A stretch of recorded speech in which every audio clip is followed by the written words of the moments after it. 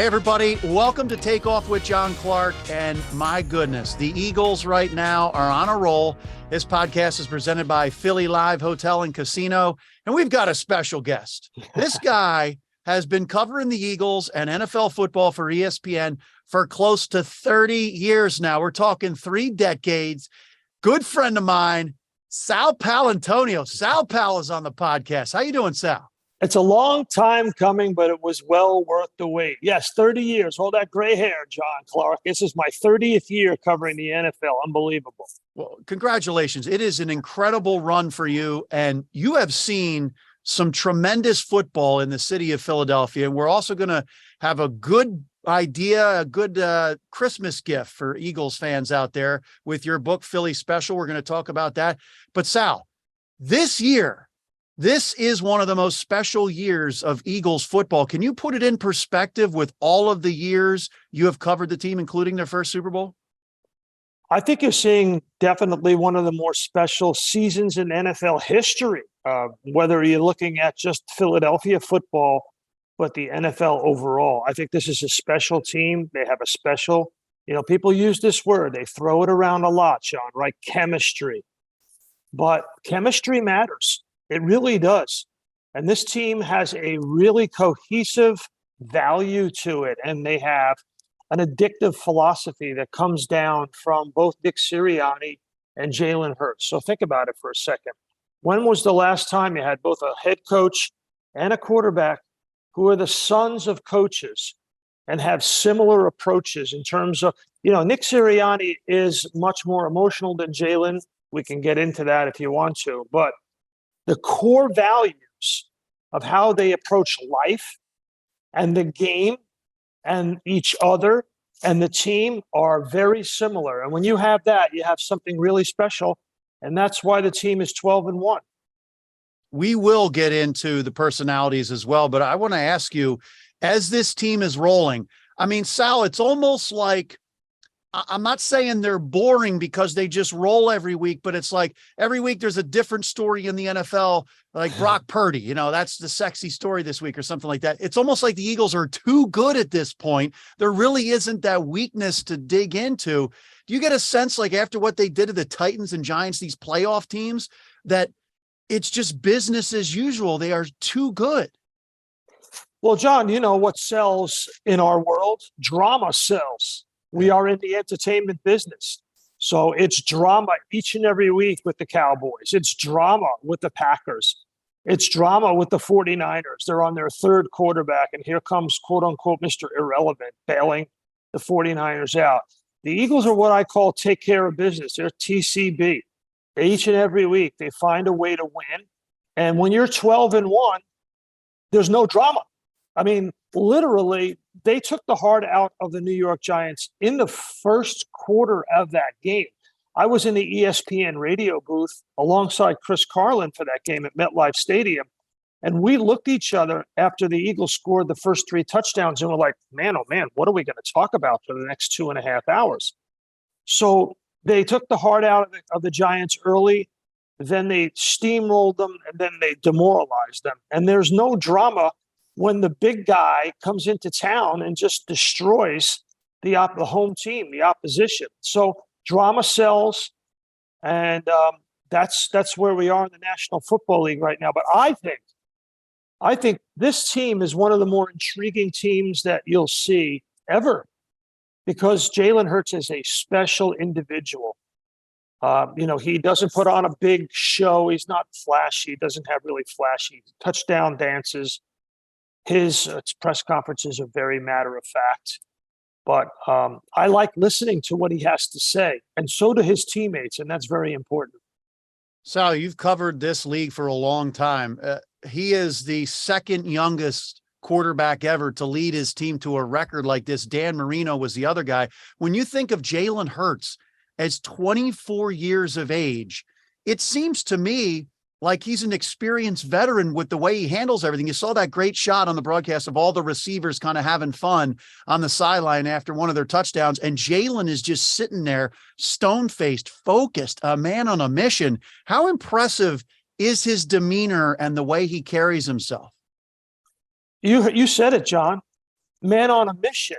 So think about what Jalen Hurts has gone through in his young career, now at age 24, and how, in my view, he's been disrespected. In my view, at Alabama, he gets benched. He's the runner-up in the Heisman. He doesn't win the Heisman. He gets drafted in the second round. He's not a first-round pick. So those are all indications of a guy, when you look at it from a big picture standpoint, he's out to prove that he can win a Super Bowl and he can do it right away. And the only way that he knows how to do it is how his father taught him in Channelview, Texas. You're grinding out each day. You are determined to get better each day. What Nick Sirianni talks about, the dog mentality, DAWG. Learn from your mistakes, move on from your mistakes, but keep the final goal in mind at all times. I have never seen a team get into the playoffs and have less interest in the fact that they beat the Giants and made the playoffs. It was like, we have other goals in mind. We don't really care. Well, they care, but they didn't want to celebrate. They didn't care to celebrate it. You're so right. And right now, is Jalen Hurts your MVP of the league? Absolutely. No question about it. 110%. He's the MVP. So let's look at it. Let's look at some specifics. Now, the season has to play itself out. But if I had to vote now, if I had to vote last week, if I had to vote the week before, Jalen Hurts would be the MVP. Number one, the Eagles are the number one team in points scored. Kansas City is second. Number two, he has the highest passer rating right now in the National Football League. Number three, and here's the really key thing. Yes, Patrick Mahomes has 33 touchdown passes, but if you add Hurts' touchdown passes at 22 and his rushing touchdowns, that gets you to 32. Mahomes has 11 interceptions. Mm-hmm. Jalen Hurts only has 3. That's a significant difference. Okay, name the 2 guys in the NFL who have more interceptions, John Clark, right now than Patrick Mahomes. I'll wait about 3 seconds. I'll give you. Davis. I'm saying that the 2 quarterbacks who have more interceptions right now than Patrick Mahomes. There's only 2. Mahomes is third in the league in interceptions. Who are Matt they? Ryan. And he's been benched and back on the field. Yeah, exactly. And who's the other guy? Davis Mills of Houston. Oh, my goodness. Yeah.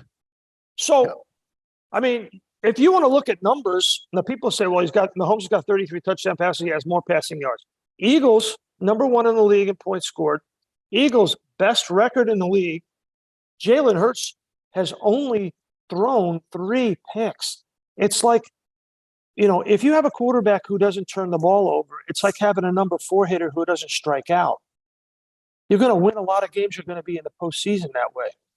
So I think, hands down, I honestly think it's not even close. I saw where I think it was there were a couple of columns that went this morning that said they thought Mahomes was going to get it over Hurts. And I'm like, a national columnist who said it. Surprised. Now, here's the interesting thing. I totally agree with you about all that. Hurts has the best interception percentage in the NFL. Tom Brady had it up until this past week. The other thing is, like, the total touchdowns. Brady's scoring 17 points a game. Come on. Yeah. That's not even close. Yeah, exactly.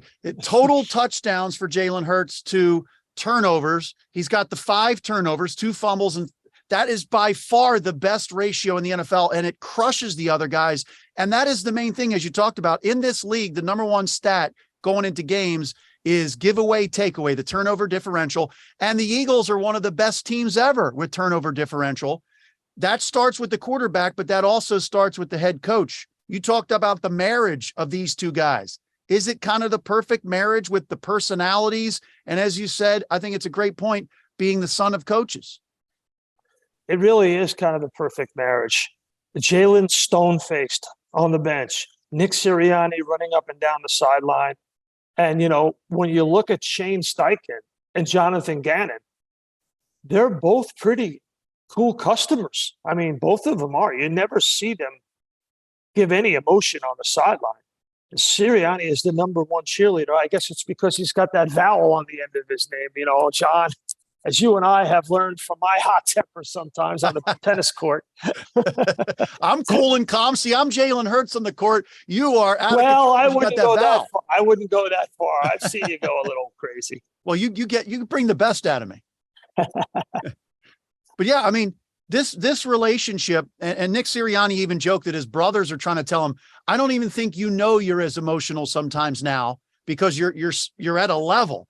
And Sal, this choice of head coach by Jeffrey Lurie and Howie Roseman, we've seen Jeffrey Lurie with all of his choices going back to Andy Reid, and then Howie Roseman's been involved with Doug Peterson and then Nick Sirianni, the emotional intelligence, because Shane Steichen's really calling the plays, but Nick Sirianni sets the stage of connecting this team and creating a great environment where everybody is open with each other. I had a couple players tell me, you know what's great about Nick? He comes to us and says, I messed up. He's so open with these guys about everything. And he really has no choice in the matter, right? Because he's got a lot of talent on this team, but he also has a nice mixture of talent and experience. So let's not forget, you really can't fool Jason Kelsey. You can't fool Fletcher Cox, Brandon Graham. These guys have won a Super Bowl already. They've seen it all. They've done it all. You got to come clean. So he's smart to do that. Opioid addiction is a national public health crisis. The Someone You Know podcast from the Independence Blue Cross Foundation offers inspiring stories that challenge stigma, offer hope, and humanizes the disease of addiction.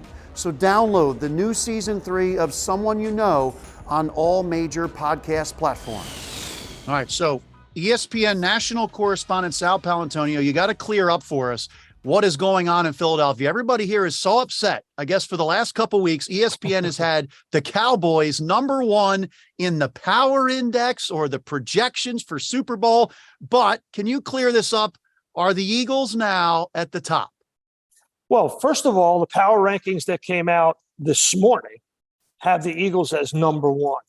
And I have literally been pounding the table back in Bristol, Connecticut, that we've got to promote this team and tell the story of this team, even though they're basically devoid of drama.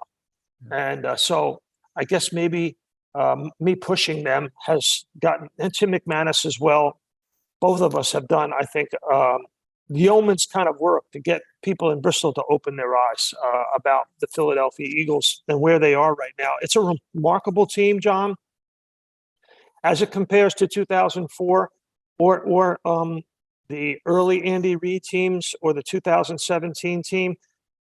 This team is devoid of any kind of personality clashes where some of those other teams had them. You had it with McNabb and T.O. You had it with Wentz and some of the other personalities on the team. This team, they're on the same page psychologically, I think, in terms of approach.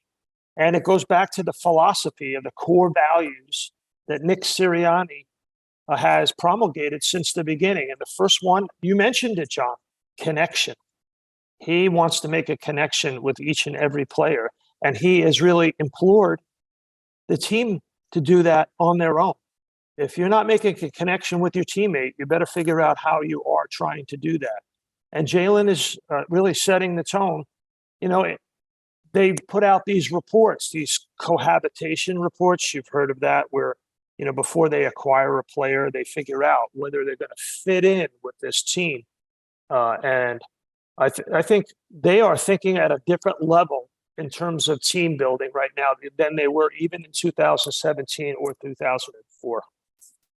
And how about what is going to happen the rest of the year? Because right now you're going to face a Bears team that has lost 9 of 10, 6 straight. Their defense, I can't even identify half the guys on there. And then you got the big matchup against the Cowboys. If the Eagles win these next 2, Bears and Cowboys, they clinch home field throughout. But there's also a way, if they were to lose in Dallas, you win the other 3, you clinch home field throughout. Is there any doubt in your mind that the Birds will have the top seed in home field throughout the playoffs? I don't think that there's any doubt, John. So a lot of people are saying a Bears could be a spoiler. I don't think the Bears are going to put up much resistance at all. I think it's, you and I have been there in Chicago late in the year. We know what it's like there to go there late in the year when the other team doesn't really have anything to play for. The weather is cold. It's starting to whip off Lake Michigan in Soldier Field. The crowd is not really into it. There's not kind of any energy. Eagles fans will travel a little bit to Chicago because it's an easy flight, but really, wouldn't you rather just be at home in front of the big screen and watch it with a meatball sandwich and a beer? You're probably better off staying at home and just watching the Eagles roll over the Bears. So there won't be that kind of crowd energy. So it will be tough to get up for the game, except there's one thing. They got this quarterback who has a clear vision of what he wants to do. And he's not going to let anybody fold over on the sideline or kind of slip through the cracks. He's holding everybody accountable all of the time. That's not easy to do. And he will find you if you're not holding up your end of the bargain. He's a different cat, Jalen. And I think because of that, they will prevail and prevail big in Chicago and in Dallas. I think the Eagles will beat Dallas. I don't think Dallas will be favored in that game. Wow. Interesting. I mean, look, maybe by a point or two, maybe, John. Yeah, exactly. Not a 3 or 4 point spread, I don't think. Yeah. And so right now, the Eagles have a 2-game advantage in the NFC over the Cowboys and Vikings. And it's basically 3 at this point because they hold the tiebreakers. So then let's say the Eagles win in Dallas and they're clinching home field. Are we not going to see the starters for, let me count it up, 1, 2, 3? That would be a month. Or do they play a little bit against the Saints? Well, see, I know that the Eagles watch this podcast because you're very popular in the team. So I know Sirianni's watching this, probably Jalen too. And I'm going to have their mantra 1 week at a time. I am not going to get ahead of this Bears game because I don't want people calling me out. They're already calling me out about the power index at ESPN. But just for the sake of this conversation, just between me and you, okay? Yeah, I think they rest. I think they're going to rest. I think you'll see them play a little bit to keep them fresh. They'll practice a little bit harder. But, the 17-game schedule is tough on the NFL players' bodies. And the more you can have rest, I think it's good. Plus, you don't want a player, something happening to any player in a meaningless football game. And then you regret it for the rest of your life, basically. And so the resting would kind of be like that 2004 team that was 13-1. They rested the last couple games. Then they rolled on to the Super Bowl. And if you remember, though, T.O. was hurt. So he had a broken leg. So, that was, and you look at it, John. So look at the NFL right now. How many teams have had the same starting quarterback for every single game in the NFL this year? Not that many. It's like less than 6 if you go through the teams. And the Eagles have been fortunate enough, knock on wood, where their quarterback has remained healthy. So you don't want to tempt fate. Good point. How about in the NFC? Is there a team that scares you? Is there a team that you say, you know what, I think this is the biggest competition for the Eagles getting to the Super Bowl? Well, that's 2 different questions. So is there a team that scares you? So the Cowboys don't. I've been looking a lot at what the Cowboys do defensively. And, if you go back, what teams have really given Jalen Hurts trouble? Detroit, really, in the first half of that game, way back when. Dallas early in that game. And teams that, like Detroit and Dallas, have sprinkled in. Giants did a little bit this week. Extra pressure have given Jalen Hurts some problems. He is beginning to do a lot better against pressure and against the blitz. But if you play like a 4-2-5 defense, he's going to kill you. So, and that's what the Cowboys have been playing a lot. So they're going to have to take chances with especially Micah Parsons coming after Jalen Hurts. If they don't, the Eagles will put up 30, 35 points against the Cowboys defense. I don't think there'll be much of an issue. So and plus you look at it, I think since he came back, let me look at the number here and make sure I got it right. Since he came back, Dak Prescott has 8 interceptions. just since he came back from the broken thumb. Jalen Hurts has 3 all year. So he's been a little loose with the football. You can get to Dak Prescott.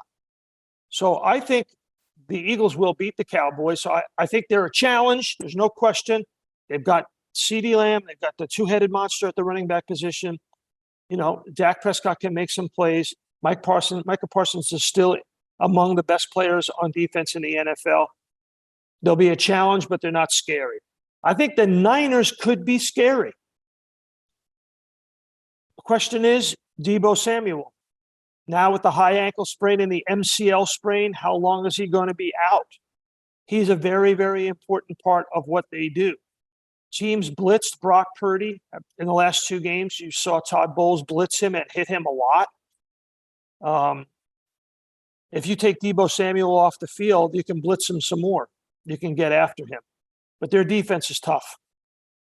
D'Amico Ryans has them playing real good defense. Yeah, they do. And their thing is pressure. So if you don't put pressure on Jalen Hurts, he will eat you alive. So, and if you decide you want to play man-to-man defense, he'll run on you. So it's a pick your poisons kind of thing. You just look at what the Giants did. The Giants had number 55, Jaheed Ward, playing a spy. Wink Martindale, the defensive coordinator, had him play a spy. You saw it during the game. And then, all right, you play a spy. You dedicate one linebacker to Jalen Hurts.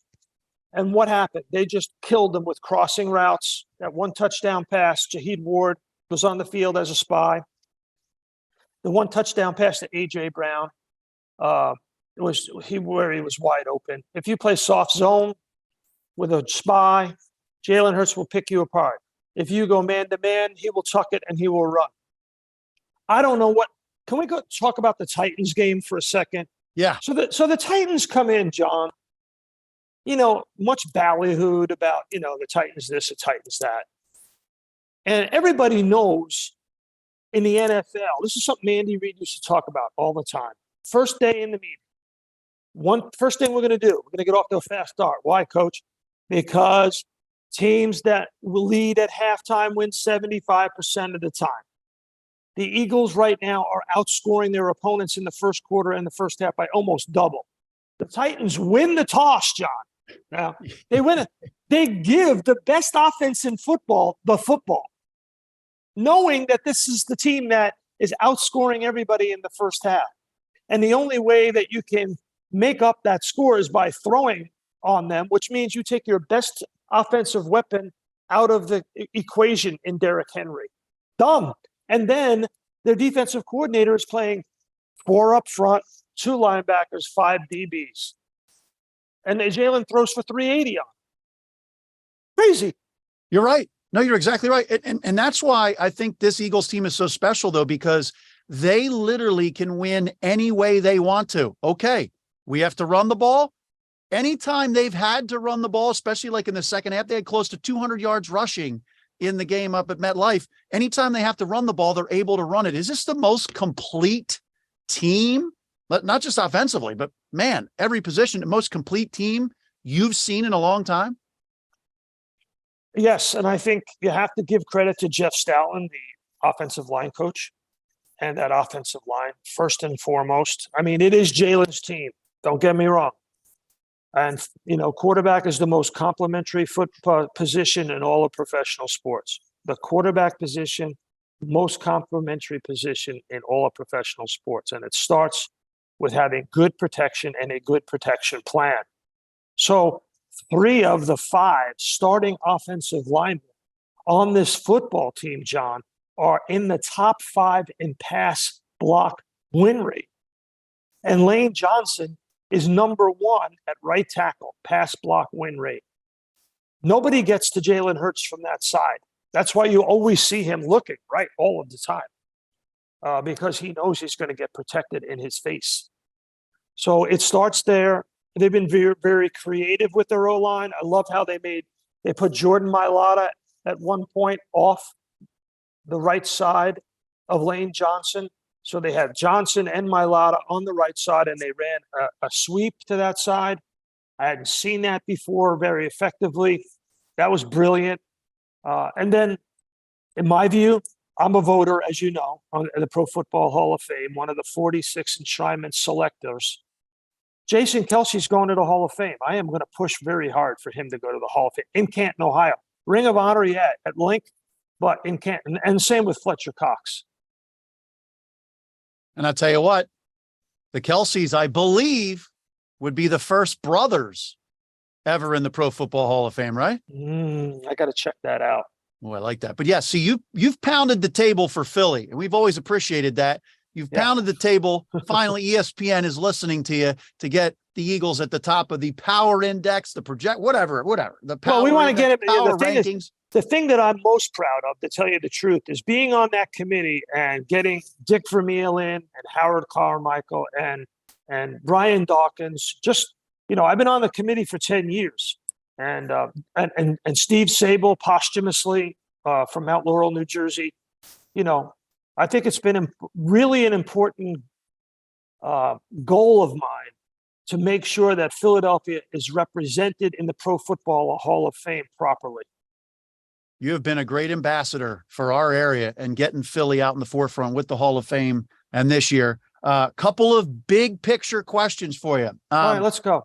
When you look at where the Eagles were when they took on the most dead money ever in the history of the NFL with Carson Wentz's contract, and you see how Howie Roseman and his staff, they have rebuilt this team. When you look at the offense right now, there's only one player on the Eagles offense that wasn't drafted as far as the starters go. That was A.J. Brown, and you get him in a draft day trade. What a young offense they have, young core with a couple veterans.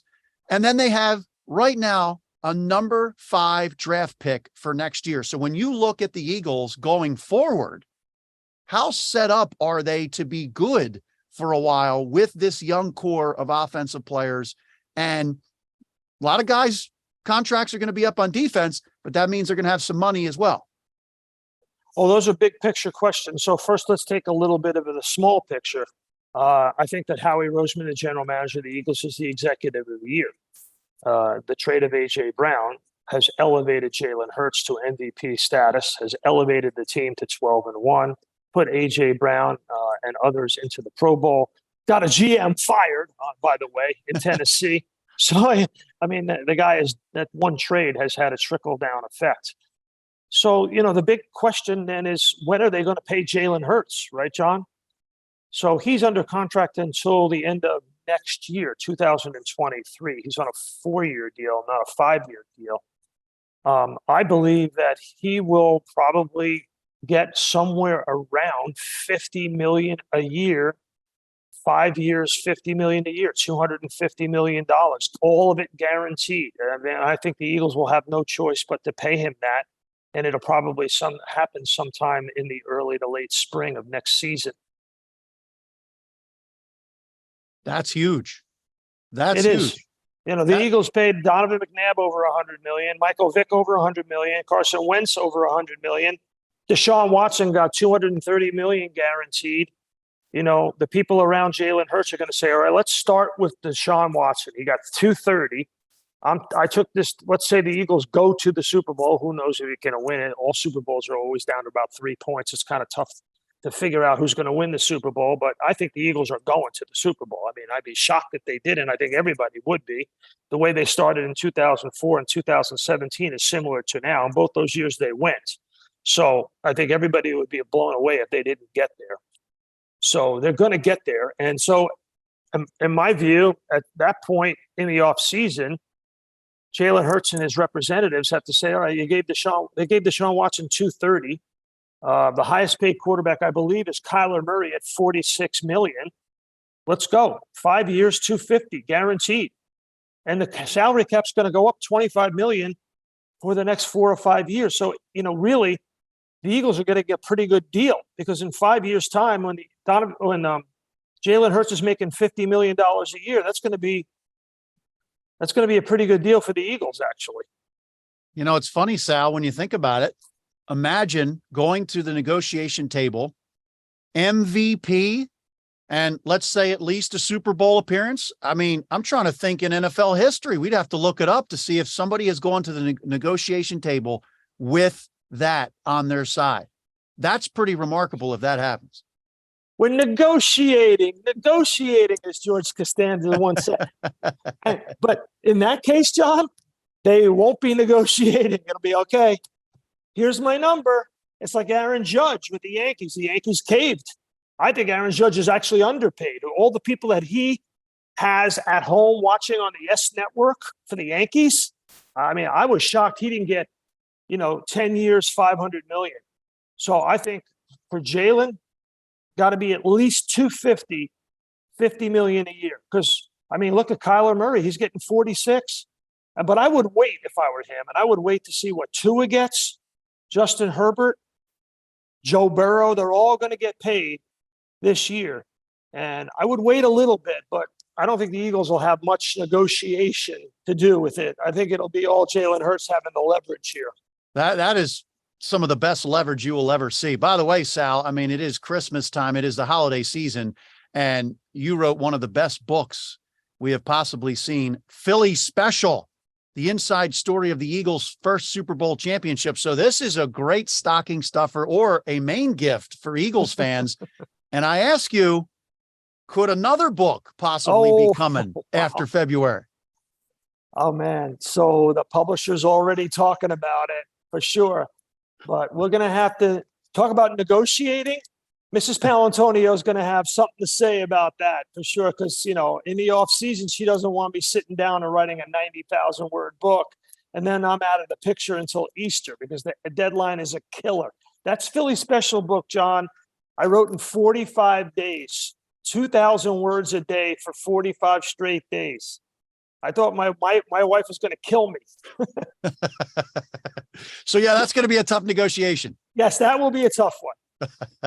Well, look, I mean, if the Eagles were to win the Super Bowl, hey, look, I think going to the Super Bowl would be amazing in the second full year of Jalen Hurts. But what a story this is going to be. Philly Special, where can we get that book? You can get it on Amazon.com and at Barnes & Noble for sure. And if you show up at the link with one, I'll definitely sign it for you. Beautiful. The Super Bowl's in Arizona this year, so make sure you bring your stuff. I'm going to bring my tennis racket, Sal. Yeah, bring it. We're going to be ready to go. Okay, good. We're going to be ready to go. Sal, this Eagles season is unbelievable. The city. By the way, John, I don't think if the Eagles are in the Super Bowl, do you really think we're going to have a moment to get on the tennis court? No. Probably not. No, but you got to get some exercise. Balance. You got to have balance. Yes. Balance. You got to have balance. But this year is amazing. And I'll tell you, I think the only way that the MVP could be taken away from Jalen is if Jalen has to rest those last two games and Mahomes is out there throwing 3-4 touchdowns a game. I think the voters will be smart enough to realize what has happened here. Honestly, getting to know Jalen, you've gotten to know him. I sat down with him earlier in the year, just being around his teammates. I don't think he cares. I really don't. I think if you really ask him, he won't care about winning the MVP. He's not going to care. He wants to win the Super Bowl, 100%. Yeah, I like that. It's funny, Sal, because you talk to some of his teammates. Lane Johnson, after the game at MetLife, was saying Jalen is an old soul. He listens to old music, and he's an old soul. Do you think that really does come from growing up under a coach and you learn that discipline and accountability at such a young age? He listens to good music I listen to. He listens to the Reverend Al Green. And that's some seriously cool soul music. This is breaking news. So Jalen listens to the same music as Sal Pal. Oh, yeah. I have Al Green on my iPod. I still listen on an iPod, not my iPhone. I actually have Al Green records. Let's Stay Together by Al Green. Great album. That's a beautiful thing. I don't think Jalen's listening on his iPod. Oh, he listens to good music. He does. He's one of the more impressive athletes I have ever seen. It's really remarkable. He's an impressive leader. If Jalen Hurts wanted to be a lieutenant colonel in the Army or the CEO of a major corporation, or a senior politician, a senator, or a congressman, he could do all of those things. He has those kinds of leadership skills. He's the CEO of the Philadelphia Eagles. No disrespect to Sirianni or Howie Roseman or any other player or coach on this team. This is Jalen Hurts' team. This is Jalen Hurts' season in the NFL. People need to focus in on just how he's approaching it. He's much more like Tom Brady than any other player. And I know I'm throwing this name around. Put it out there on Instagram, whatever you want to do. But I think he's a lot like Tom Brady in terms of has a goal in mind, is totally focused on mind, body, soul, completely focused on that goal in the way Brady has been in his career. And I covered every one of Brady's Super Bowls, was there at the inception of his career in New England. I've seen what it takes. And I think he's got those qualities. That's an amazing thing to say and an amazing compliment. And it sounds like another book, another negotiation with your wife. Sal Paolantonio, I'm glad we finally did this. You're the best. You're a Philly legend. And we always appreciate in the city of Philadelphia, you sticking up for Philly with your national ESPN company and getting things through. So we really appreciate the time. And I will see you for a good stretch run coming up here. This is going to be fun. Oh, yeah. I'm looking forward to it. Remember, this is Jalen Hurts' team. And this is Jalen Hurts' season in the NFL. And that's the reason why I think he's the MVP. I love it. I love it. Thank you very much. Pounding the table for the MVP, Jalen Hurts and the city of Philly. Thanks, Sal. You got it, John.